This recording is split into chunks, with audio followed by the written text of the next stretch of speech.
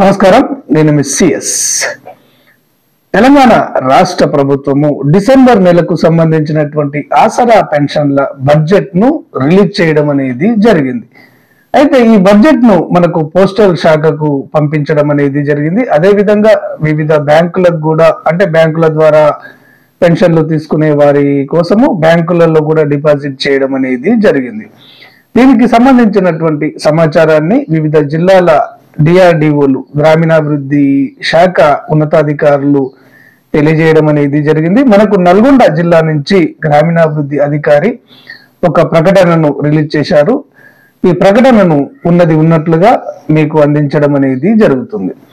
ఇందు మూలంగా వివిధ రకముల ఆసరా పెన్షన్లు అనగా వృద్ధాప్య, వితంతు, వికలాంగుల, చేనేత, కల్లుగీత మరియు ఒంటరి మహిళా పెన్షన్లు పొందు పెన్షన్దారులకు పత్రికాముఖంగా తెలియజేయనది ఏమనగా, తేదీ 25/1/2024 నుండి, అంటే ఈ రోజు నుండి 31/1/2024 వరకు పెన్షన్లను డిస్ట్రిబ్యూషన్ చేయడం జరుగుతుందని పోస్టల్ శాఖ వారు తెలియజేసినందున ఇట్టి విషయాన్ని పెన్షన్దారులు గమనించి డిసెంబర్ నెలకు సంబంధించినటువంటి పెన్షన్లను పొందవలసిందిగా కోరనైనది అని చెప్పేసి డిఆర్డిఓ గారు పత్రికా ప్రకటనను రిలీజ్ చేయడం అనేది జరిగింది.